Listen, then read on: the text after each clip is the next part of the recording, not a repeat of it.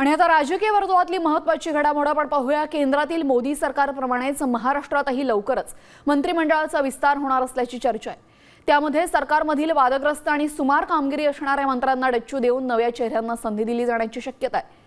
फडणवीस सरकारच्या विस्तारामध्ये प्रामुख्याने भाजप आणि अजित पवार गटाच्या काही मंत्र्यांकडील खात्यामध्ये बदल करण्यात येणार। याशिवाय शिंदे गटाच्या अकार्यक्षम आणि वादग्रस्त मंत्र्यांना वगळून त्यांच्या जागी नव्या चेहऱ्यांना संधी देण्याची चर्चा आहे।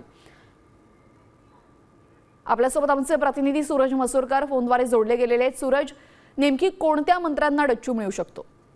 नक्कीच माहितीमधले ज्यांची कामगिरी सुमार आहे आणि ज्यांनी वारंवार वादग्रस्त वक्तव्य केलेलं आहे, ज्यामुळे महायुतीला कुठेतरी डाग लागलेला आहे, अशा मंत्र्यांची जी आहे ती मंत्रिपदावरून हकालपट्टी करण्यात येणार आहे। ज्यामध्ये शिवसेनेचे काही नेते आहेत आणि भाजपच्या काही मंत्र्यांची खाती देखील बदलले जाऊ शकतात। ज्याप्रमाणे आता केंद्रीय मंत्रिमंडळाचा विस्तार येत्या काही दिवसांमध्ये होणार आहे, त्याचप्रमाणे केंद्रीय मंत्रिमंडळाचा विस्तार झाल्यानंतर राज्यामध्ये देखील खांदेपालट होणार आहे। तर त्यामध्ये त्या पक्षाचे म्हणजे भाजपचे फडणवीस आणि शिवसेनेचे एकनाथ शिंदे आणि राष्ट्रवादीचे सुनेत्र पवार हे तीनही नेते बडे नेते आहेत, ते त्यांना त्याच्यापासून त्यांचे अधिकार आहेत आणि त्या अधिकारामध्ये त्यांच्या पक्षातील मंत्र्यांची जी आहे ती उचलबांगडी केली जाऊ शकते। आपण जर का पाहिलं तर याआधी देखील वारंवार महायुतीला कुठेतरी गालबोट लागेल अशा ज्या काही मंत्र्यांनी त्यांच्याकडून घटना घडलेल्या होत्या त्यांना देखील सूचना करण्यात आलेल्या होत्या। मात्र आता केंद्रीय मंत्रिमंडळाचा विस्तार झाल्यानंतर या महायुतीमधल्या काही मंत्र्यांना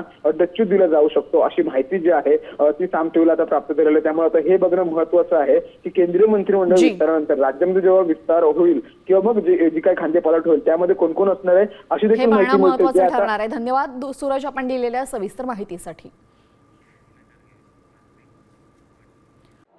मी साम टीव्हीच पाहते, तिथल्या बातम्या मला रिलेट करतात।